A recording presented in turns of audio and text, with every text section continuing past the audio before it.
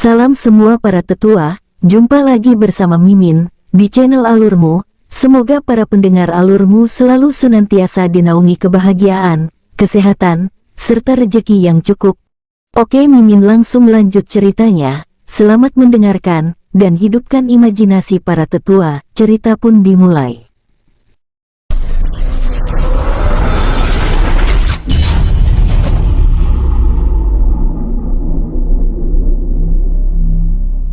Luo Feng menatap kepergian King Ruo dengan heran, sedangkan Luo Zhao dengan sikap hormat.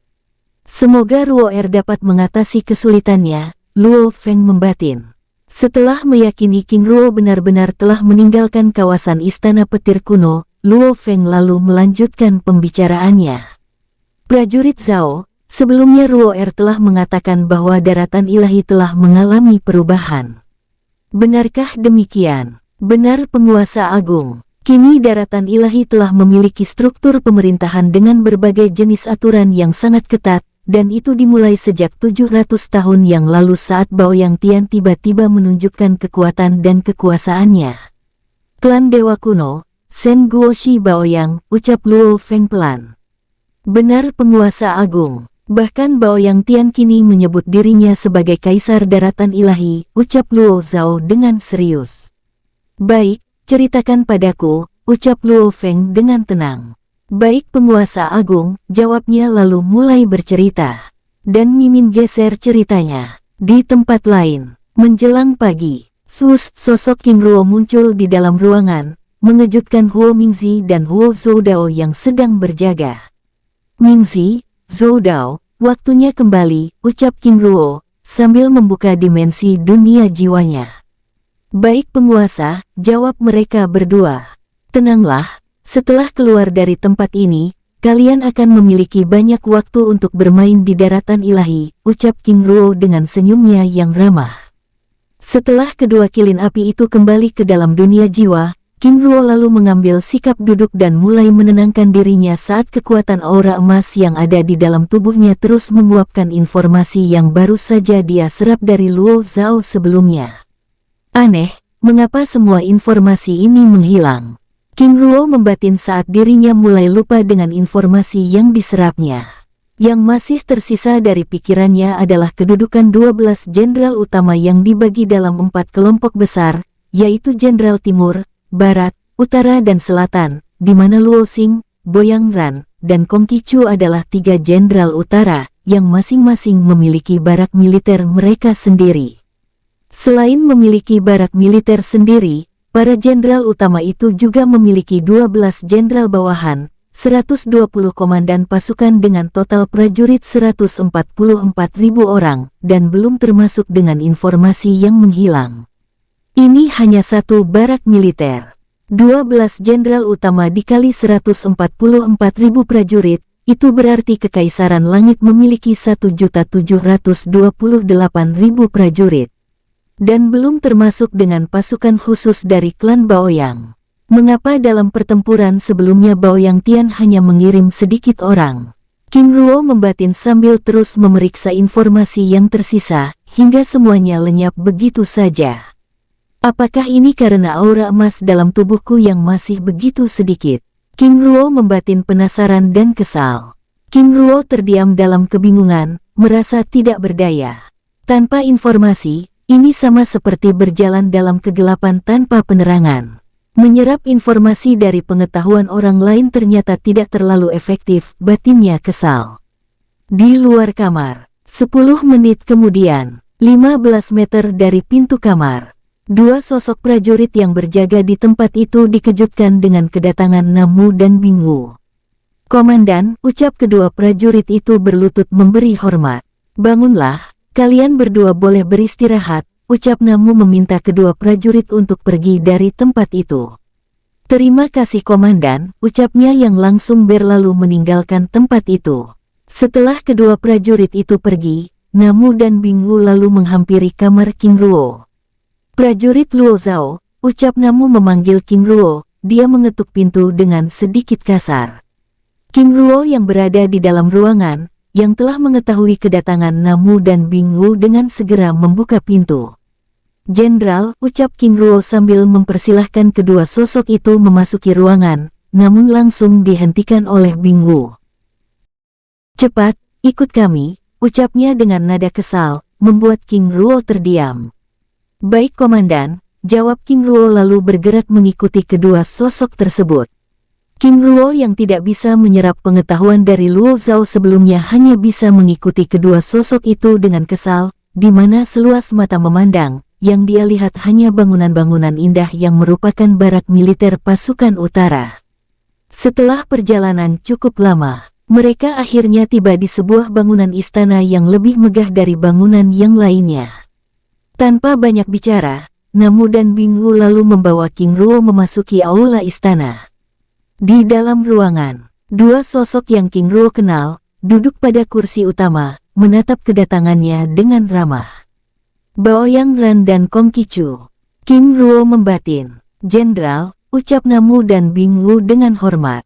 Baik, kalian berdua silakan pergi, ucap Baoyang Ran memerintahkan kedua komandan itu untuk menunggu di depan pintu istana. Baik Jenderal, jawab Namu dan Bing Wu menangkupkan tangannya dengan hormat, lalu meninggalkan ruangan. Setelah kedua jenderal itu pergi, Baoyang Ran lalu membuka pembicaraan. Prajurit Luo Zhao, apakah kamu tahu kesalahanmu dibawa ke tempat ini? Tanya Baoyang Ran dengan wajah serius. King Ruo menggelengkan kepalanya, membuat wajah Baoyang Ran dan Kong Qiqu terlihat kesal.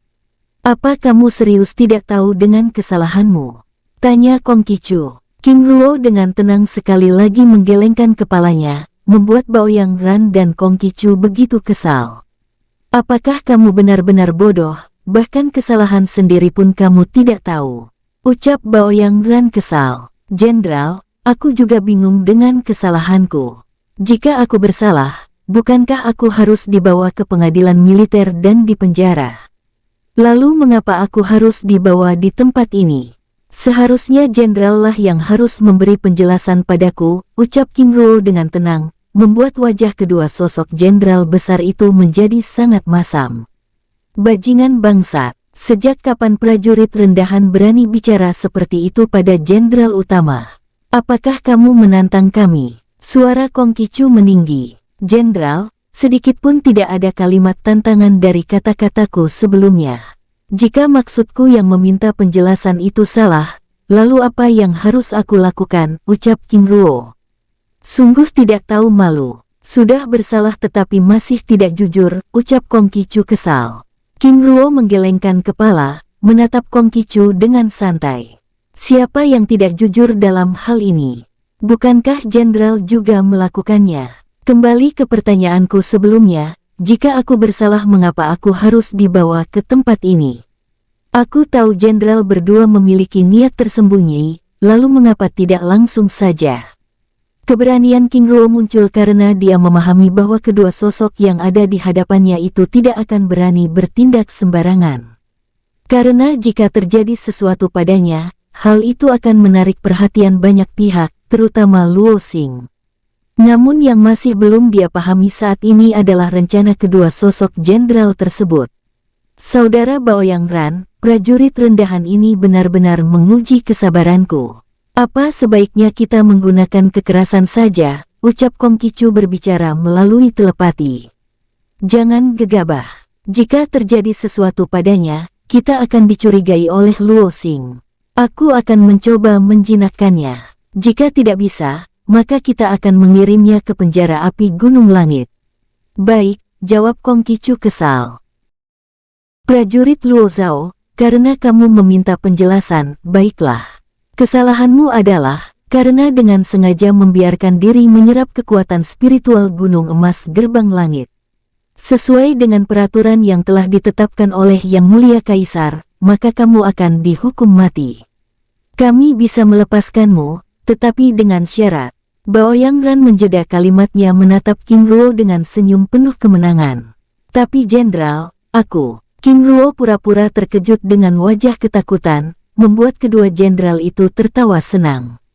Tapi jenderal, aku tidak sengaja. Sengaja atau tidak, hukumannya adalah mati. Karena jika Yang Mulia Kaisar menoleransi sikap ketidaksengajaan itu, maka dapat dipastikan kekuatan spiritual emas yang menopang gerbang langit akan hilang dan itu sama saja kamu telah menghancurkan gerbang langit. Ucap Kong Qiqu menjelaskan. King Ruo yang berpura-pura ketakutan itu hanya bisa terduduk pasrah. Luo Zhao, kami berdua bisa menolongmu, tapi dengan syarat, kamu harus melakukan pekerjaan untuk kami, ucap Baoyang Ran tersenyum. Benarkah? Tentu saja. Kami hanya ingin kamu menjadi mata dan telinga kami, ucap Baoyang Ran tersenyum santai. Maksud Jenderal? Tanya King Ruo. Kami ingin kamu menjadi mata-mata kami. Baik Jenderal, tapi jika aku boleh tahu, siapa yang ingin aku awasi? Tanya King Ruo penasaran. Luo Xing, jawab Kong Qiqu. King Ruo langsung menggelengkan kepalanya.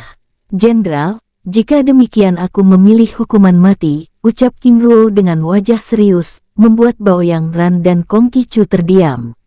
Walaupun demikian, tampak senyum mengembang dari wajah mereka. Baik, jika kamu tidak mau bekerja sama, maka kami akan mengabulkan permintaanmu.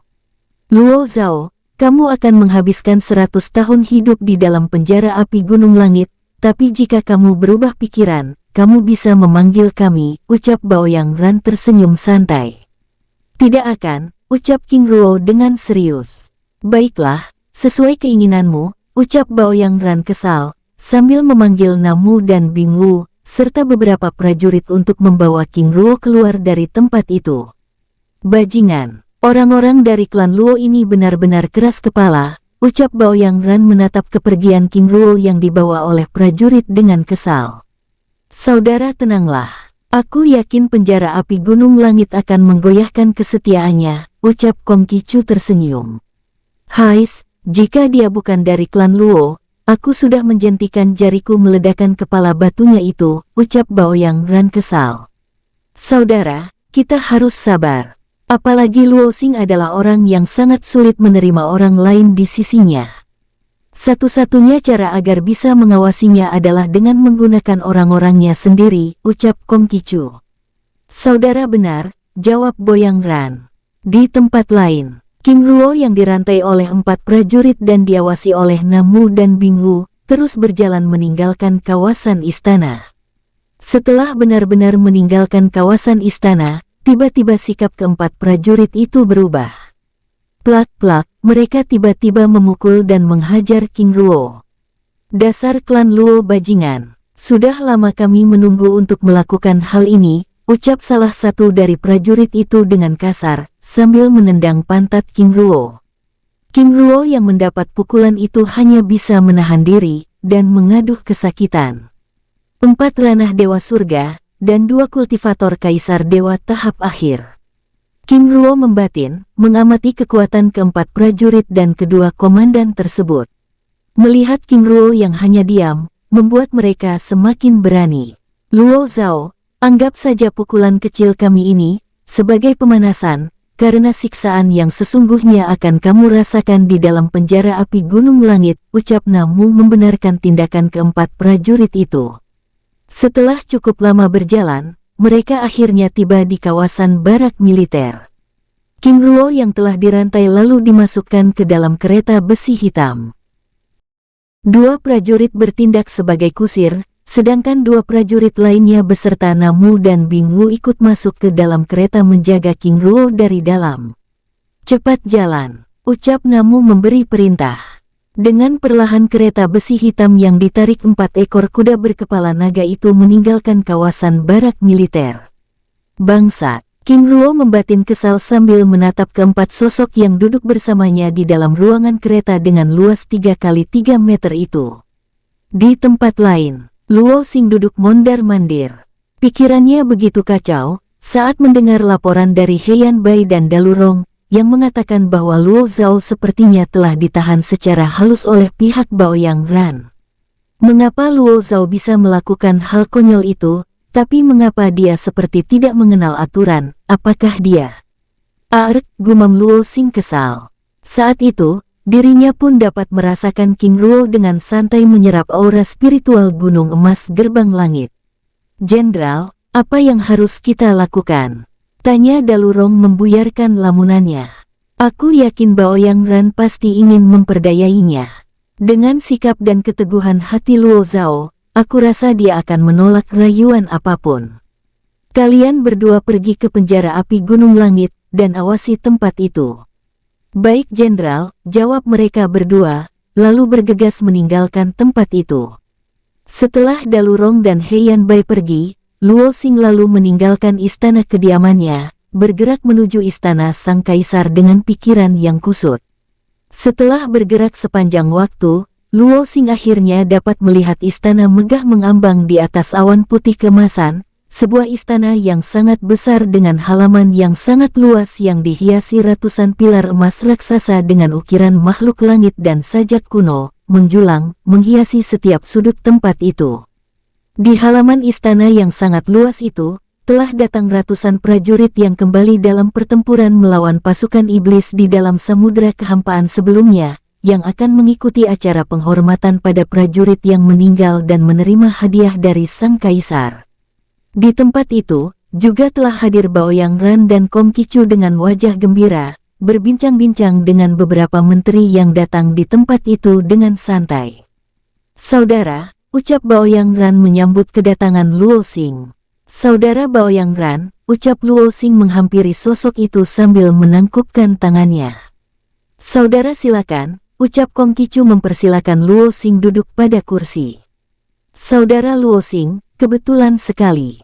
Aku ingin membicarakan hal penting dengan saudara," ucap Baoyang Ran dengan serius. "Saudara, bicaralah," ucap Luo Xing dengan tenang. "Aku yakin saudara Luo Xing pasti telah mengetahui pelanggaran yang dilakukan oleh prajurit Zhao." "Benar," ucap Luo Xing menganggukkan kepala. "Saudara Luo Xing, agar tidak terjadi kesalahpahaman di antara kita, aku perlu menjelaskan bahwa aku dan saudara Kong Qiqu telah memutuskan dan mengirim prajurit Luo Zhao ke dalam penjara api Gunung Langit.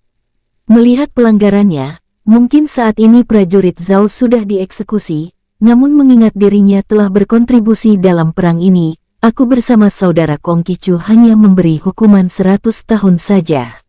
Bagaimana tanggapan saudara?" tanya Baoyang Ran. Luo Xing mendesah panjang. "Ini adalah bantuan yang sangat luar biasa.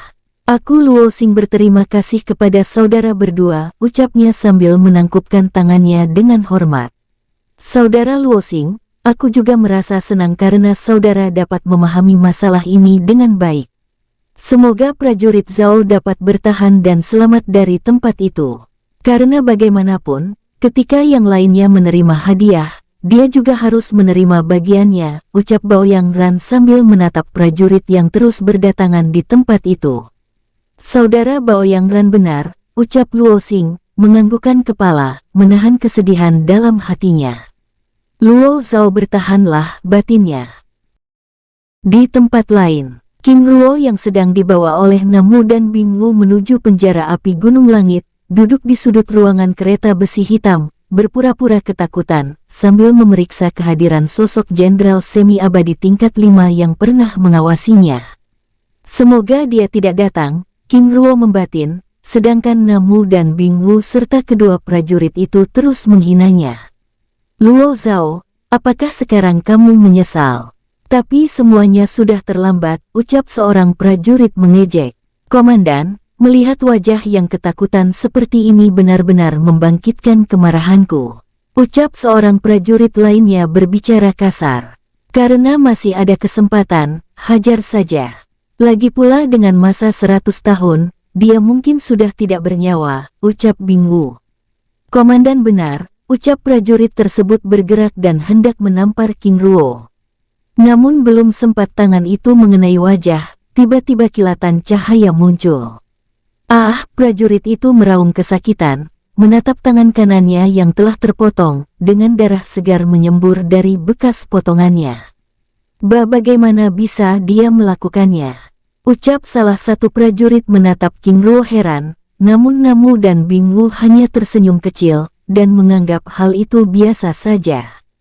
"Kamu boleh memukul atau melukaiku, tetapi tidak dengan menampar wajahku," ucap King Ruo dengan tatapan dingin, sambil melelehkan rantai perak yang mengikat tangan dan kakinya. "Cepat duduk." Teriak Namu kesal saat King Ruo mulai berani berkata-kata. Duduk, aku sudah terlalu lelah untuk duduk, jawab King Ruo santai.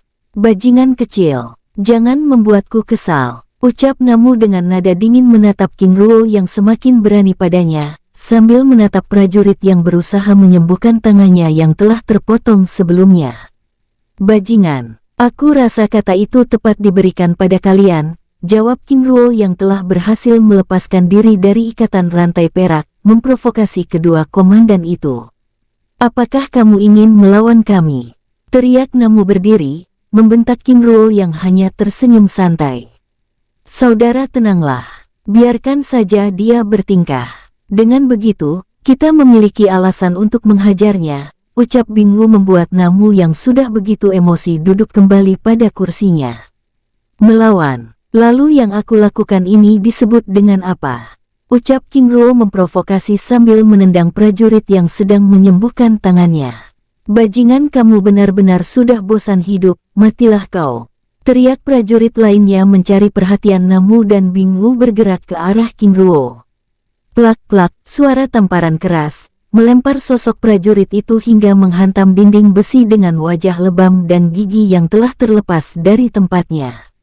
Sudah lemah, bertindak gegabah, bahkan berani menggertakku, ucap King Ruo santai. Sus, tiba-tiba King Ruo bergerak mendekati prajurit yang sedang berusaha menyembuhkan tangannya yang terpotong. Saudara Luo Zhao, aku, belum sempat prajurit itu menuntaskan kalimatnya, King Ruo sudah melepaskan pukulan dan menghajarnya dengan brutal. Kamu benar-benar berurusan dengan orang yang salah. Sebelumnya kamu telah memukulku, kini giliranku, ucap King Ruo dengan nada dingin lalu memukul wajah prajurit itu bertubi-tubi, bahkan membuat Namu dan Bing Wu tidak lagi mengenali wajah prajurit itu. Komandan, tolong aku, teriak prajurit itu memohon pada Namu dan Bing Wu yang duduk di kursinya, bahkan tidak bergeming, menatap King Ruo yang sedang menghajar prajurit yang ada di hadapannya dengan santai. Bersenang-senanglah, giliranmu akan tiba, ucap Bing Wu dengan seringai dingin. Saudara Bing Wu, aku bahkan sudah tidak sabar. Tapi bagaimana bisa Luo Zhao yang hanya di tingkat menengah dapat mengalahkan ranah Dewa Surga tingkat akhir dengan mudah? Apakah dia benar di tingkat Dewa Surga? Atau dia dengan sengaja menipu kita? Namu berbicara pada Bing Wu sambil menatap King Ruo dengan santai. Saudara Namu, bukankah hal seperti itu sudah biasa? Menurutku itu semakin menarik. Maksud saudara Bing Wu, saudara Namu, tingkat kultivasi tidak selalu menjadi dasar untuk menentukan seseorang kuat atau tidak. Ada faktor lain, seperti kekuatan darah, teknik yang dipelajari, senjata, bahkan pengalaman bertarung. Saudara benar, apalagi Luo Zhao ini dari klan Luo, dan kita tahu reputasi mereka. Walaupun terus ditindas, mereka masih memiliki taring, ucap Namu. Pada saat mereka sedang berbincang-bincang tiba-tiba Namu menyadari keanehan. Saudara Bing Wu, lihat, bagaimana bisa prajurit yang ada di depan bahkan tidak menyadari kekacauan yang terjadi, ucap Namu. Benar, jawab Bing Wu yang langsung berdiri, dan memeriksa tempat itu. Saudara, ruangan ini telah disegel dengan mantra formasi tingkat tinggi. Itu berarti kita berada di dalam medan perang dewanya. Luo Zhao, apakah kamu benar-benar ingin melawan kami dan Jenderal Baoyang Ran? Teriak Namu menggertak. Tanpa menjawab, King Ruo langsung mematahkan kedua tangan dan kaki kedua prajurit yang kini bahkan tidak mampu lagi berteriak. Saudara Namu, ini, ucap Bing Wu menunjuk tanda segel yang ada di pintu besi kereta. Oh tidak. Ini adalah segel dewa kuno, ucap Namu, langsung mengeluarkan pedangnya dan menjaga jarak. Luo Zhao, siapa kamu sebenarnya? Tanya Bing Wu dengan tatapan tajam, mencoba mengukur kekuatan King Ruo yang sebenarnya. Oh, apakah itu penting? Jawab King Ruo dengan nada datar. Dasar bajingan, mempunyai sedikit kemampuan saja kau merasa lebih tinggi dan sombong. Kami berdua tidak pernah takut padamu, ucap Bing Wu sambil mengeluarkan senjatanya. Apakah kalian mengenal tanda itu? Walaupun kalian tahu, tapi sudah terlambat. Karena aku tidak peduli siapapun kalian. Yang ingin aku lakukan saat ini adalah menghajar kalian semua, ucap King Ruo dengan nada dingin. Tidak tahu diri. Walaupun kamu memiliki 2 darah dewa, bukan berarti kamu bisa bersikap sombong. Matilah kau, teriak Namu murka. Sus, kedua sosok itu bergerak menyerang King Ruo. Duar, ledakan keras bergema, mengguncang tempat itu. Ah, teriak Namu dan Bingwu bersamaan, dengan tangannya yang telah hancur, sambil menatap King Ruo yang menghampirinya dengan ketakutan. Semi abadi tingkat 2. Bagaimana bisa kamu menyembunyikannya, ucap Namu terbata-bata, menatap King Ruo dengan penuh kebencian. Bangun. Ucap King Ruo memintanya untuk berdiri. Cih, walaupun aku harus mati, aku tidak akan. Krar, King Ruo langsung mematahkan kedua kakinya, membuat Bingwu yang berada di sisinya langsung berdiri. Karena saat ini aku sedang bermurah hati, maka aku akan melepaskanmu, ucap King Ruo sambil mencengkram wajahnya. Aar, Namu berteriak kesakitan saat tubuhnya tiba-tiba dililit rantai petir. Membuat Bingwu dan kedua prajurit yang berada di sudut ruangan kini benar-benar membasahi diri. Kesialan apa ini? Mengapa aku harus berada di dalam kandang singa? Bingwu membatin, merutuk diri, mencoba untuk keluar dari tempat itu. Namun saat dirinya menyentuh pintu kereta, tanda cakram emas muncul dan menyerangnya. Duar, tubuhnya terlempar, menghantam dinding besi, dan melukainya dengan parah. Ah! Rintihnya kesakitan. Tidak lama kemudian tampilan sosok Namu berubah menjadi sosok Luo Zhao, membuat Bingwu dan kedua prajurit itu semakin ketakutan. Namu, aku akan melepaskanmu, ucap King Ruo santai. Terima kasih Tuan, ucap Namu terbata-bata, mengubah panggilannya pada King Ruo dengan hormat, tanpa menyadari wajahnya kini telah berubah menjadi Luo Zhao. Sekarang giliranmu. Ucap King Ruo santai, menghampiri Bingwu yang terluka parah. Tuan aku, plak, tamparan keras mengenai wajahnya. Bicara yang tegas, ucap King Ruo dingin. Tuan Luo Zhao, aku tidak mau menjadi seperti Namu. Kata-kata Bingwu membuat Namu yang tidak menyadari perubahan pada wajahnya begitu heran. Saudara apa maksudmu? Tanya Namu heran. Jika kamu bicara lagi, aku akan merobek mulutmu. Ucap King Ruo dingin, membuat Namu langsung terdiam. Bingwu, kamu juga tidak memiliki hak bicara, apalagi untuk melakukan tawar-menawar padaku, ucap King Ruo sambil menembakkan rantai jiwa dan segel tanda dewa. Tidak hanya itu, King Ruo melakukan hal yang sama pada kedua prajurit yang tidak berkutik di sudut ruangan. Pulihkan diri kalian, setelah itu, perlakukan Namu seperti apa yang telah kalian lakukan padaku sebelumnya, ucap King Ruo dingin. Baik Tuan, jawab Bingwu dengan cepat, sambil mengeluarkan rantai perak dan mengikat Namu. Saudara, apa ini? Tanya Namu sambil berusaha untuk melawan. Plak-plak, suara tamparan dan pukulan keras Bingwu mengenai wajahnya. Namu, kamu sudah tidak memiliki hak untuk berbicara, jadi diam.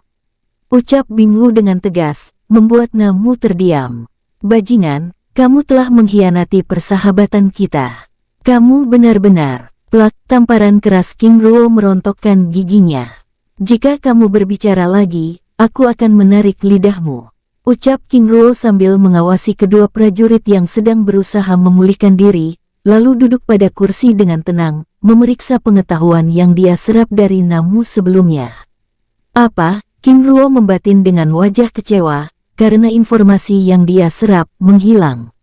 Di alam bawah sadarnya, pada dinding giok putih raksasa, tempat dia menyalin semua pengetahuan Namu, satu persatu lenyap, tersapu cahaya emas yang tiba-tiba muncul dan menghisap tulisan tersebut.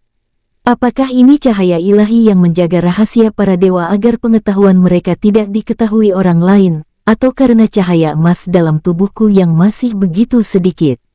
King Ruo membatin, sambil memeriksa informasi yang masih tersisa. 1 kilometer dari kereta besi yang terus bergerak itu, 2 pasang mata yang terus menjaga jarak, mengawasi pergerakannya dengan seksama. Saudara Dalurong, sebentar lagi kereta sampai. Apakah kita juga akan ikut hingga mereka tiba di penjara? Tanya Heian Bai. Aku rasa demikian, karena kita harus memastikan keadaannya, jawab Dalurong. Lalu apa alasan kita melakukannya? Saudara tenanglah, aku yang akan berbicara, ucap Dalurong. Baik, jawab Heian Bai sambil terus bergerak mendekati kereta besi hitam itu. Kereta besi, dua prajurit yang bertugas sebagai kusir, terus mengarahkan kereta menuju kawasan terlarang Gunung Api Langit, yang dijadikan sebagai penjara militer, tanpa mengetahui kekacauan yang terjadi di dalam kereta sedikitpun. Mereka berbincang-bincang dengan santai, hingga dikejutkan dengan kedatangan dua sosok yang tiba-tiba muncul di sisi mereka. Jenderal Dalurong, Heian Bai, ucap kedua prajurit itu menyambut kedatangan dua sosok itu dengan terbata-bata. Prajurit, apakah benar ini kereta yang membawa prajurit Luo Zhao? Tanya Heian Bai. Kedua prajurit itu saling berpandangan, lalu menatap Heian Bai dan Dalurong dengan gugup. Benar Jenderal. Baik, jawab Dalurong lalu duduk di sisi prajurit itu, diikuti oleh Heian Bai yang duduk di sisi lainnya. Jenderal, ini, ucap prajurit itu ragu.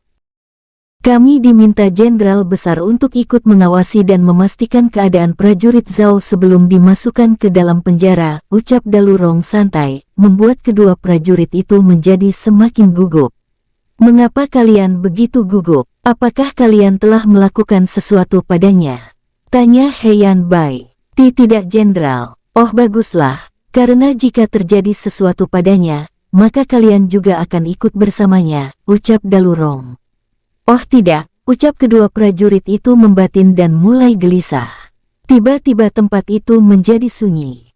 Yang terdengar kini hanya desahan angin yang menerpa wajah mereka. Jenderal, ucap salah satu prajurit dengan ragu. Bicaralah, ucap Heian Bai. Jenderal, kami hanya memukulnya, tetapi tidak sampai melukainya, ucapnya sambil menundukkan kepala. Apa? Ucap Dalurong murka. Siapa yang memberi perintah kepada kalian untuk melakukannya? Tanya Heian Bai murka. Tidak ada Jenderal, kami. Walaupun prajurit Luo Zhao bersalah, tetapi dia adalah seorang pahlawan yang patut kalian hormati. Ucap Heian Bai kesal sambil menampar kedua prajurit itu. Keterlaluan, ucap Dalurong yang juga tidak ketinggalan mendaratkan pukulannya. Kedua prajurit itu hanya terdiam, tanpa berani melawan sedikitpun. Bahkan jika Dalurong dan Heian Bai memotong lidah mereka. Di hadapan dua semi-abadi tingkat 5 tidak ubahnya seperti semut di hadapan gajah. Namun bukan itu yang membuat mereka terdiam, tetapi seluruh anggota klan mereka juga akan ikut menjadi korban. Katakan apa alasan kalian melakukan tindakan kurang ajar itu? Teriak Heian Bai dengan kemarahan yang menyala. Jenderal, kami hanya main-main saja. Oh, main-main. Baiklah, aku akan melayani kalian. Sekarang patahkan kaki kalian sendiri. Tapi Jenderal, sekarang, ucap Heian Bai dingin. Krar-krar, suara retak muncul bersamaan dengan ringisan kesakitan. Sekarang, tangan kalian, ucap Dalurong dingin, membuat kedua prajurit itu meneteskan air mata. Jika kalian berani bersuara, aku akan memotong lidah kalian. Ucap Heian Bai dingin. Krar-krar, suara retakan sekali lagi terdengar. Bagus. Jika kalian berani memulihkan diri, kalian akan merasakan akibatnya, ucapnya sambil meminta prajurit itu mengarahkan kereta. Jenderal, cukup, ucap King Ruo yang menyamar menjadi Namu tiba-tiba muncul di sisi Heian Bai yang masih murka. Cukup. Apakah kamu juga ingin menjadi pahlawan yang membela kejahatan seorang prajurit yang tidak bermoral ini? Ucapnya menatap King Ruo dengan tampilan Namu dengan kesal. Jika saudara Heian Bai berkenan, mari kita bicarakan di dalam kereta, dan biarkan mereka bekerja, ucap King Ruo sambil menatap kedua prajurit yang kini hanya bisa menundukkan kepala tersebut. Saudara, hai Namu, sejak kapan kami menjadi saudaramu? Kamu harus memberikan penjelasan padaku, ucap Heian Bai kesal, sambil membawa Dalurong ke dalam kereta besi hitam tersebut. Kedua prajurit pembawa kereta menatap kepergian Heian Bai dan Dalurong dengan menghempaskan nafas panjang, tanpa berani memulihkan dirinya.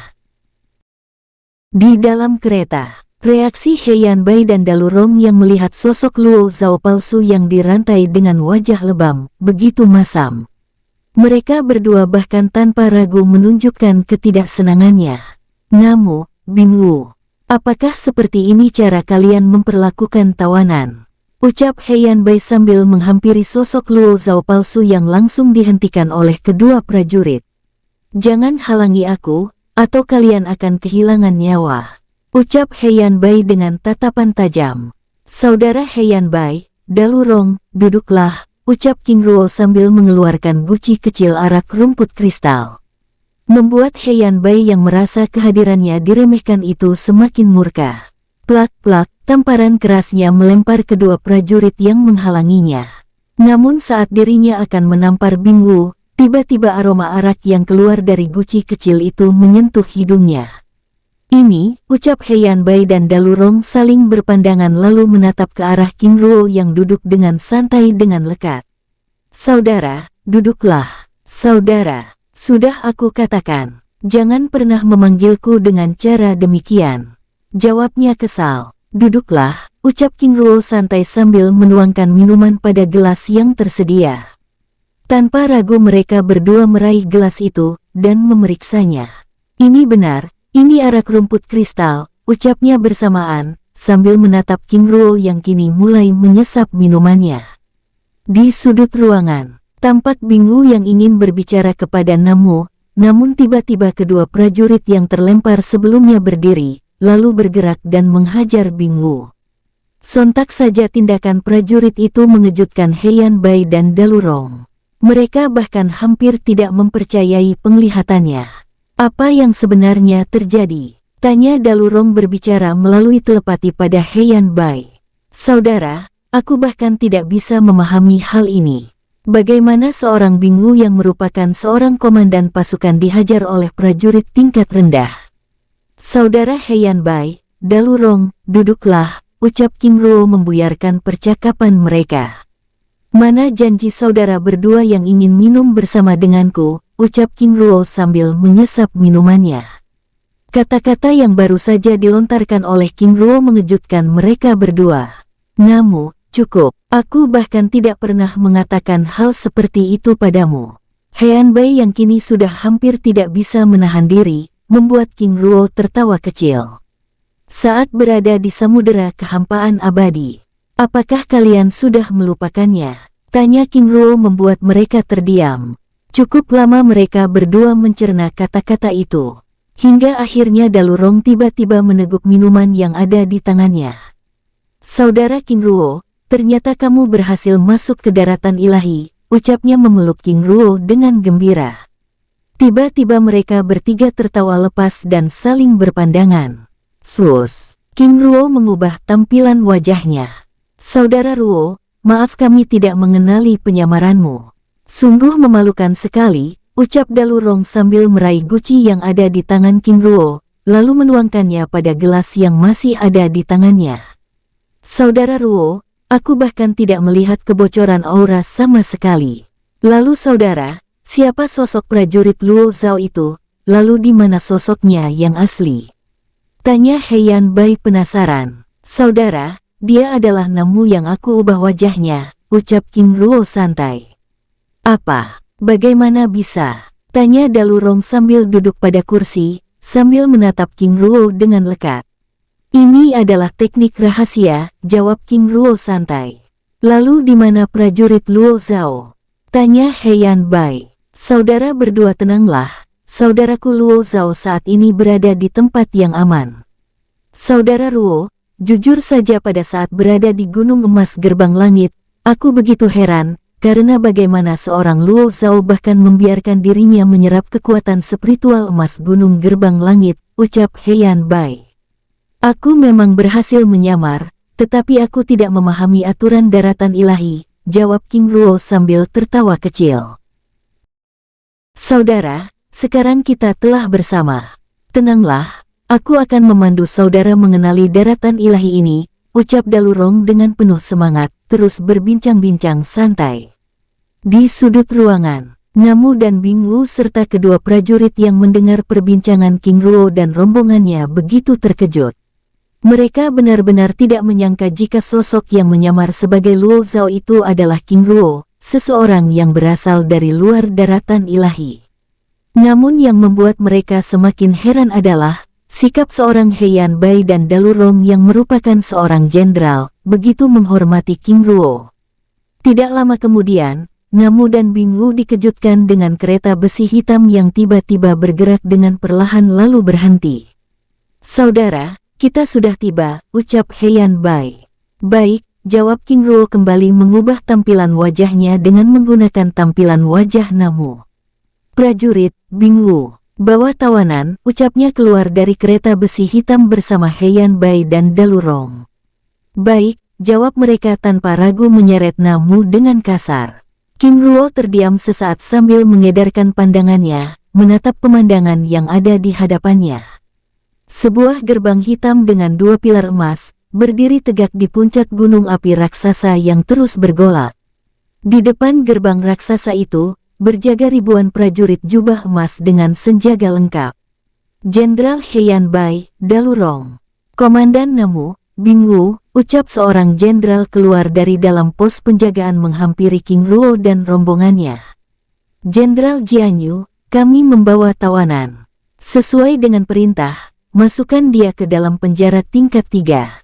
Ucap Heian Bai. "Apa? Tidak, aku tidak mau. Jenderal Jianyu, kalian telah ditipu," teriak Namu meronta-ronta, namun dengan segera beberapa prajurit langsung membekuk dan membuatnya terdiam. "Ditipu? Apa maksudmu?" tanya Jianyu. "Jenderal," mereka tiba-tiba Namu terdiam saat merasakan sesuatu menusuk jantung dan mencekik lehernya. "Jenderal Jianyu, aku sedikit kecewa dengan tindakan Anda seperti ini," ucap Dalurong menunjukkan wajah kesal. "Jenderal, maaf aku tidak bermaksud demikian," ucap Jianyu. "Tidak bermaksud demikian. Lalu apa yang jenderal lakukan sebelumnya?" ucapnya dengan pandangan tidak suka. "Jenderal, aku bersalah. Tidak seharusnya aku menanyakan dan mendengarkan keterangan dari tawanan yang telah ditetapkan.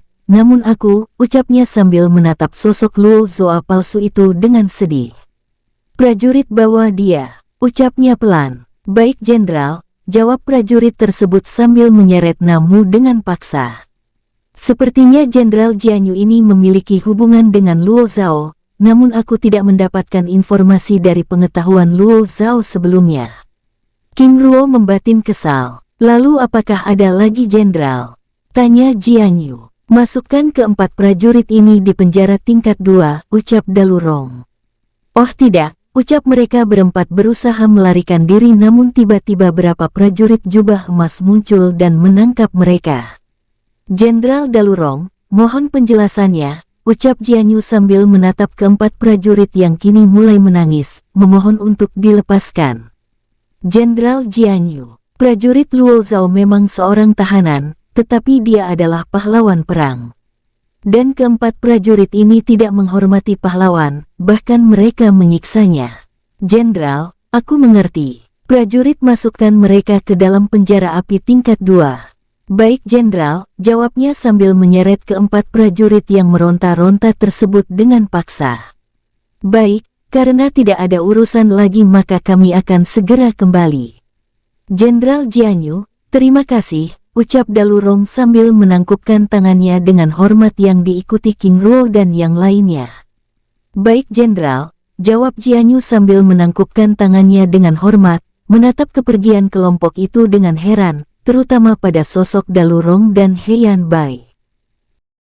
Bukankah Dalurong dan Heian Bai adalah orang-orang kepercayaan Jenderal Besar Luo Xing, tapi mengapa mereka seolah tidak membela Luo Zhao? Apa mungkin karena kehadiran Komandan Namu dan Bingwu yang merupakan orang-orang kepercayaan Boyang Ran? Dia membatin lalu meninggalkan tempat itu. Di tempat lain, Namu terus dibawa oleh prajurit ke dalam penjara tingkat 3, yaitu penjara khusus untuk mereka yang melanggar aturan Kaisar Dataran Ilahi dengan masa hukuman 100 tahun. Sepanjang lorong menuju ruangan penjara, Tiba-tiba Namu merasakan penindasan yang begitu luar biasa, bahkan suara raungan dan teriakan kesakitan yang terus bergema di sepanjang lorong benar-benar menciutkan nyalinya. Oh tidak, batinnya dengan wajah pucat pasi. Semakin dalam mereka masuk, maka semakin panas tempat itu, membuat dirinya semakin berkeringat dingin. Prajurit, aku. Plak, pukulan keras prajurit itu menghentikan kata-katanya. Tahanan dilarang bicara, ucap prajurit itu dingin, membuat Namu begitu kesal. Setelah bergerak sepanjang waktu, mereka akhirnya tiba di ruang tahanan yang terlihat seperti gua kecil yang berada di atas magma merah membara. Di dalam ruangan itu, di tempat lapang, berdiri dua batang pilar emas membara yang merupakan tempat untuk mengikat kedua tangan dan kaki tahanan. Tidak, ucap Namu ketakutan. Jika kamu bicara lagi, kami akan memotong lidahmu. Ucap prajurit itu, menyeret Namu mendekati kedua pilar emas itu dengan paksa, lalu mulai mengikat tangan dan kakinya. Baru saja rantai perak yang ada di tangan dan kakinya dililitkan pada pilar emas, tiba-tiba magma yang berada di bawah mereka muncul, naik dari pilar emas, lalu mulai melilit tangan dan kakinya. Membuat wajah Namu mulai memerah. Ark, teriaknya kesakitan dengan mata melotot. Tidak lama kemudian, beberapa lebah api emas muncul dan mengitari tubuhnya. Jika kamu ingin aman dari racun api, maka diamlah, ucap prajurit itu lalu membawa rombongan pergi. Namu terdiam, menahan sakit yang begitu luar biasa. Semakin kuat dirinya mengedarkan kekuatan untuk melawan tekanan panas magma, maka semakin panas pula magma itu. Ini baru beberapa saat, lalu bagaimana dengan masa 100 tahun, batinnya sambil meneteskan air mata. Sus, tiba-tiba lebah api itu mendekatinya lalu tanpa ampun menyengat wajahnya. Apa? Teriak Namu terkejut berusaha menghindar, namun semakin dirinya membuat keributan, maka semakin banyak lebah api emas muncul. Jangan menghadirkan elemen asing, bahkan itu air mata, ucap Jianyu muncul di tempat itu, sambil menghalau lebah tersebut untuk menjauh. Jenderal, tolong aku, ucapnya memohon sambil menahan rasa sakit yang membakar wajahnya. Luo Zhao, jika kamu... Aku bukan Luo Zhao, jawab Namu dengan cepat membuat Jianyu terkejut. Dengan tenang, Jianyu lalu mulai menyelidiki sosok yang ada di hadapannya. Aku bahkan tidak merasakan kekuatan petir dari tubuhnya, Jianyu membatin. Jika kamu bukan Luo Zhao, lalu siapa kamu? Tanya Jianyu dengan wajah penasaran. Jenderal, aku Namu, jawabnya sambil menahan rasa sakit di jantungnya yang seperti teriris-iris oleh pisau. Aku mengerti, ucap Jinyu sambil menembakkan beberapa kerikil kecil dan melukai beberapa tubuh itu. Sus, puluhan lebah emas itu bergerak dan menyengat bagian tubuh yang terluka. Jenderal, kamu, bicara dan berteriaklah, ucap Jianyu sambil bergerak meninggalkan ruangan itu dan menyegelnya. Tidak heran Dalurong dan Heian Bai bahkan tidak menunjukkan simpati sama sekali, batinnya tersenyum senang, sedangkan di dalam penjara, Namu menangis dan meraung di dalam hati, sambil menahan rasa sakit yang seperti menguliti tubuh dan merontokkan tulang-tulangnya. Di tempat lain, kereta besi hitam terus bergerak meninggalkan kawasan penjara api Gunung Langit. Di kursi kusir, Bingwu dengan wajah kesal terus mengarahkan kuda naga menarik kereta besi tersebut kembali ke markas besar pasukan Jenderal Baoyang Ran. Walaupun demikian, dia masih bisa merasa lega, karena bukan dia yang diubah menjadi prajurit Luo Zhao. Membayangkan Namu memasuki tempat itu membuat tubuhnya bergidik. Di dalam kereta besi hitam, Dalurong, Heian Bai dan King Ruo. Mereka sedang berbincang-bincang santai. Saudara King Ruo, setelah ini apa rencana saudara? Lalu bagaimana dengan Bingwu? Pertama aku akan kembali melaporkan pekerjaanku pada Baoyang Ran. Sedangkan Bingwu, aku akan mengurusinya setelah urusanku selesai. Baik, lalu bagaimana dengan prajurit Luo Zhao? Tanya Dalurong. Aku ingin saudara berdua menjelaskan pada Jenderal Luo Xing bahwa Luo Zhao dalam keadaan baik-baik saja. Setelah urusanku selesai, Aku akan membawanya menemui Jenderal Luo Xing secara langsung, ucap King Ruo. Baik saudara, jawab Heian Bai. Pada saat mereka sedang berbincang-bincang santai, tiba-tiba King Ruo merasakan kehadiran sosok yang pernah mengawasi dirinya. Apakah saudara berdua merasakan kehadiran seseorang? Tanya King Ruo. Ini adalah Liu Yuan, jenderal pasukan elit, yang juga merupakan orang kepercayaan Baoyang Ran. Jika demikian, kami pergi dulu, ucap Dalurong sambil membawa Heian Bai meninggalkan tempat itu. Saudara King Ruo, jika urusan sudah selesai, datang dan temui kami, ucap Heian Bai sambil bergerak meninggalkan tempat itu. Baik saudara, jawab King Ruo menganggukkan kepala, sambil menatap kepergian mereka. Setelah kedua sosok itu menghilang, King Ruo lalu keluar dari dalam kereta, menemani Bing Wu yang menjadi kusir kereta. Tuan, ucap Bing Wu dengan terbata-bata. Panggil aku Namu, ucap King Ruo dengan tatapan dingin, sambil memintanya untuk bersikap biasa. Lalu mereka berbincang-bincang santai. Di tempat lain, halaman Istana Kaisar Daratan Ilahi. Acara penghormatan pada prajurit yang gugur dalam pertempuran melawan pasukan iblis di Samudra Kehampaan diakhiri dengan penyerahan hadiah pada para pahlawan perang, yang disaksikan langsung oleh Kaisar Baoyang Tian. Satu persatu prajurit tersebut mendapat hadiah mereka masing-masing, lalu bergerak meninggalkan tempat itu. Hingga giliran Baoyang Ran, Kong Qiqu dan Luo Xing tiba. Hormat kepada Yang Mulia Kaisar Agung, ucap Luo Xing berlutut dengan hormat. Jenderal Luo Xing, hormatmu aku terima. Sebagai pahlawan, bangunlah, ucap Kaisar Baoyang Tian dengan suaranya tegas. Aura semi-abadi tingkat 8. Luo Xing membatin menatap sosok Baoyang Tian yang dengan sengaja menunjukkan dominasinya. Terima kasih Yang Mulia, jawabnya sambil berdiri dengan hormat. Jenderal Luo Xing, ucap sang kaisar sambil menyerahkan cincin penyimpanan yang berisi hadiah.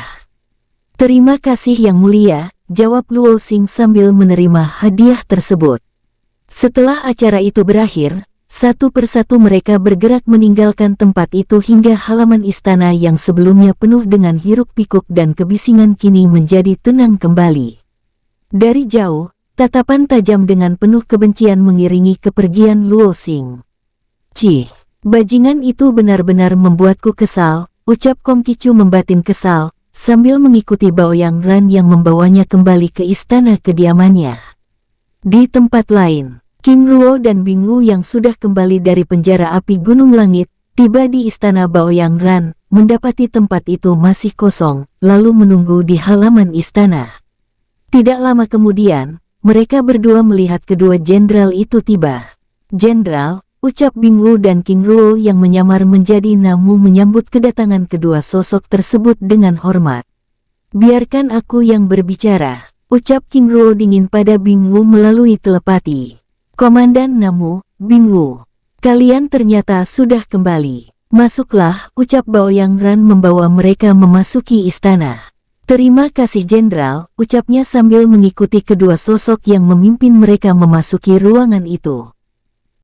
Di dalam ruangan, Namu, Bing Wu, bagaimana pekerjaan kalian? Tanya Baoyang Ran sambil duduk di kursi utama. Ada sedikit kendala Jenderal, tetapi sudah diselesaikan, jawab King Ruo.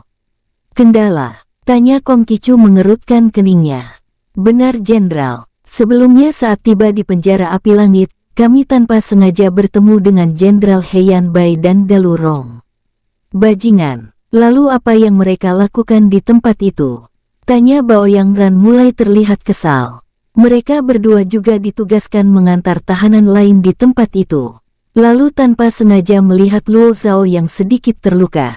Terluka? Bagaimana bisa? Jenderal, saat itu aku dan Komandan Bing Wu sedang mempersiapkan kereta besi hitam, lalu meninggalkannya bersama keempat prajurit, ucap King Ruo menjeda kata-katanya dengan wajah ragu. Tiba-tiba Kong Qiqu dan Baoyang Ran tertawa terbahak-bahak dan terlihat begitu senang. Apakah mereka menghajarnya? Tanya Kong Qiqu. Benar Jenderal, jawab King Ruo, membuat kedua sosok itu terlihat senang. Lalu apa yang dilakukan oleh Heian Bai dan Dalurong? Tanya Kong Qicu. Heian Bai dan Dalurong meminta Jenderal Jianyu memasukkan keempat prajurit ke dalam penjara, jawab King Ruo. Oh, ucap Baoyang Ran menanggapi dengan santai. Apa tanggapan Jenderal Jianyu? Lalu setelah itu apakah tidak ada masalah lainnya? Tanya Kong Qicu. Jenderal Jianyu menerima alasan itu karena memang tidak seharusnya seorang prajurit menyiksa tahanan, terlebih lagi prajurit Zhao juga merupakan pahlawan perang.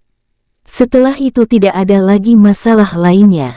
Baiklah, karena masalah telah selesai sekarang kalian pergi dan beristirahatlah, ucap Boyang Ran. Baik Jenderal, jawab King Ruo dan Bing Wu bersamaan lalu meninggalkan tempat itu. Luo Xing, ternyata dia terus mengawasi pergerakan kita. Aku rasa mengantar tahanan hanya alasannya saja, ucap Kong Qicu kesal. Saudara Chu benar. Lalu apa yang harus kita lakukan? Tanya Baoyang Ran. Jika dia mengawasi pergerakan kita maka, kita juga melakukan hal yang sama. Aku akan mengirim orang-orang untuk mengatasinya, jawab Kong Qicu. Jika demikian aku akan mengirim orang-orangku. Tapi bagaimana dengan aturan yang melarang hal itu? Tanya Boyang Ran. Saudara, Luo Xing saja bisa melakukannya, lalu mengapa kita tidak bisa? Saudara benar, kita hanya perlu melakukannya secara diam-diam. Dan sebisa mungkin menghindari pertemuan dengan pasukan mata langit dan telinga bumi, ucapnya sambil terus melakukan perbincangan santai di tempat itu. Di tempat lain, King Ruo yang meninggalkan istana utama, bergerak menuju kediaman para komandan pasukan yang berada di selatan tempat itu. Di sepanjang jalan King Ruo mengamati dan memeriksa tempat dengan seksama, sedangkan Bing Wu yang berada di belakangnya berjalan seperti pelayan yang mengikuti sang tuan. Tetap bersikap seperti biasa, ucap King Ruo dengan dingin, membuat Bing Wu mengubah sikapnya. Baik tuan. Tidak lama kemudian, King Ruo tiba di kediaman Namu. Bing Wu, kamu tahu siapa aku? Dan itu berarti aku memerlukan banyak informasi darimu. Apakah kamu mengerti maksudku? Mengerti tuan. Baik pergilah, kumpulkan informasi mengenai daratan ilahi. Ingat, jangan sampai tindakanmu menarik perhatian.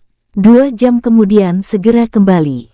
Baik tuan, ucapnya lalu bergegas meninggalkan tempat itu. Setelah Bing Wu pergi, King Ruo lalu memasuki ruangannya. Matanya yang tajam mengawasi tempat itu dan memeriksanya dengan seksama. Setelah memastikan keadaan kamar itu baik-baik saja, King Ruo lalu mengambil sikap duduk dan mulai berkultivasi. Di tempat lain, Bing Wu yang ditugaskan King Ruo mengumpulkan informasi dasar mengenai daratan ilahi, meninggalkan kediaman Namu dengan perasaan dongkol. Walaupun demikian dia tetap berusaha melakukannya dengan baik mengingat tanda dewa dan segel rantai jiwa yang kini benar-benar telah mengikat kekuatan jiwanya. Bangsat, mengapa harus begini? Bing Wu membatin kesal karena merasa diperbudak oleh King Ruo. King Ruo keparaat, bajingan kau, teriaknya dalam hati. Tiba-tiba dia merintih kesakitan, dan terjatuh. Sial, apa karena aku menyebut nama King Ruo? Gumamnya dalam hati. Teriaknya sekali lagi, dengan jantung dan kekuatan jiwanya yang seperti dirobek dengan paksa. Sekali lagi kamu menyebut namaku dengan tidak hormat, aku akan menghancurkan kultivasi dan tubuhmu. Suara King Ruo terdengar dalam pikirannya, membuat wajah Bing Wu menjadi pucat pasi. Baik tuan, ucapnya sambil berusaha untuk berdiri. Bing Wu begitu kesal, namun dia hanya bisa menahan diri. Ini adalah segel penguasa, apakah dia penguasa agung yang menyamar? Bing Wu membatin sambil meninggalkan tempat itu, dan berusaha menenangkan dirinya. Di dalam kamar Namu, King Ruo dengan tenang terus menyerap kekuatan spiritual emas yang ada di dalam ruangan itu, dan menggabungkannya dengan aura spiritual dari kristal jiwa abadi yang dia tabur di sekitar ruangan. 2 jam kemudian, King Ruo membuka matanya namun masih belum melihat kemunculan Bing Wu. Tugas ini terlihat sederhana, tetapi jika tidak berhati-hati akan menarik perhatian banyak orang, karena sangat lucu jika seorang dari daratan ilahi berusaha mencari informasi dasar mengenai keberadaan dunia ini. King Ruo membatin, dan bersikap tenang. Namun baru saja King Ruo hendak merebahkan tubuhnya, tiba-tiba dirinya merasakan tanda serangan jiwa. Bing Wu diserang, ucap King Ruo sambil bangkit dari tempat tidur, bergegas hendak meninggalkan tempat itu, namun tiba-tiba dirinya merasakan kehadiran beberapa aura muncul di depan pintu kamarnya. Aneh, ini cepat sekali, dan bukan aura Bing Wu. King Ruo membatin dan bersiap. Komandan Namu, aku prajurit Choi, ucapnya sambil mengetuk pintu. Prajurit Choi, ada apa? Komandan Bing Wu telah diserang orang asing, dan saat ini sedang mendapat perawatan. Apa? Bawa aku padanya, ucap King Ruo yang pura-pura terkejut bergerak meninggalkan kediaman Namu. Ini aneh, King Ruo membatin sambil terus berjalan menuju tempat perawatan. Namun belum sampai di tempat tujuan, tiba-tiba King Ruo merasakan tanda dewa, dan segel rantai jiwa terlepas dari tubuh Bing Wu. Sial, dia mati. King Ruo membatin sambil terus berjalan menuju barak pengobatan. Tidak lama kemudian, mereka sampai. Jenderal Liu Yuan, apa yang terjadi? Tanya King Ruo menyapa jenderal kepercayaan Baoyang Ran yang sebelumnya terus mengawasi pergerakannya, berdiri di tempat itu. Komandan Namu, Bing Wu sudah mati. Apa? Jenderal, apa yang terjadi? Sebelumnya aku tanpa sengaja mengawasi tingkah anehnya. Aku lalu melakukan penyelidikan mendalam dan mengikutinya. Selama 2 jam terakhir, dia ternyata sedang mencari informasi dasar mengenai ibu kota kekaisaran dan informasi lainnya. Ini aneh, ucap King Ruo dengan wajah heran. Benar, ternyata dia telah menjadi tawanan seseorang. Tawanan, Jenderal, aku semakin bingung, ucap King Ruo. Dia telah diawasi dengan tanda dan segel dewa. Sebelumnya aku berusaha mencari jejak kekuatan yang menyegel tubuhnya, karena dia bersikeras tidak mau membuka mulut. Tapi aku gagal, ucapnya dengan wajah sedih. Ini aneh, sejak kapan dia memiliki tanda dewa itu? Bahkan selama ini dia selalu bersamaku, ucap King Ruo berpura-pura bingung. Kapan terakhir kali dia bersamamu? Tanya Liu Yuan. 2 jam yang lalu, jawab King Ruo. Hais, apakah dia dalam pengawasan pasukan mata langit dan telinga bumi? Liu Yuan mendesah pelan. Jenderal, mengapa bisa demikian? Tanya King Ruo. Hanya pasukan rahasia yang mulia Kaisar Baoyang Tian yang dapat melakukan hal itu, terlebih lagi tanda dan segel dewa itu adalah segel penguasa, jawab Liu Yuan menjelaskan. Prajurit Choi, laporanmu sebelumnya, ucap King Ruo menatap prajurit yang memanggilnya sebelumnya. Komandan Namu, aku yang memintanya, ucap Liu Yuan menatap King Ruo dengan tajam. Baik Jenderal, aku mengerti. Lalu apa yang harus aku lakukan? Tanya King Ruo. Izinkan aku melihat kekuatan jiwamu, ucap Liu Yuan. Tapi Jenderal, ucap King Ruo ragu, membuat Liu Yuan menajamkan tatapannya. Komandan Namu, ucap Liu Yuan sekali lagi. Baik Jenderal, jawab King Ruo sambil mengedarkan kekuatan ranah Kaisar Dewa tingkat akhir. Pada saat King Ruo mengedarkan kekuatannya, Liu Yuan lalu mengirimkan kekuatan jiwanya dan memeriksa lautan jiwa King Ruo. 2 menit kemudian, Liu Yuan mengakhiri pekerjaannya. Namu, maaf aku telah mencurigaimu, ucap Liu Yuan meminta maaf. Tidak apa-apa Jenderal, bukankah semuanya memang harus dibuktikan? Supaya tidak ada kecurigaan dan kesalahpahaman, jawab King Ruo dengan santai. Baiklah, karena sudah jelas. Silakan Komandan Namu kembali. Dan prajurit Choi, tugas pemakaman Komandan Bing Wu aku serahkan padamu. Baik Jenderal, jawab King Ruo dan prajurit Choi bersamaan. King Ruo meninggalkan tempat itu dengan langkah gontai, dan raut wajah sedih. Membuat Liu Yuan dan prajurit yang ada di tempat itu, hanya bisa menggelengkan kepala. Ini pasti pukulan berat baginya, ucap Liu Yuan sambil bergerak meninggalkan tempat itu. Bersambung. Sampai ketemu di episode selanjutnya, semoga kalian semua selalu terhibur, dan terima kasih.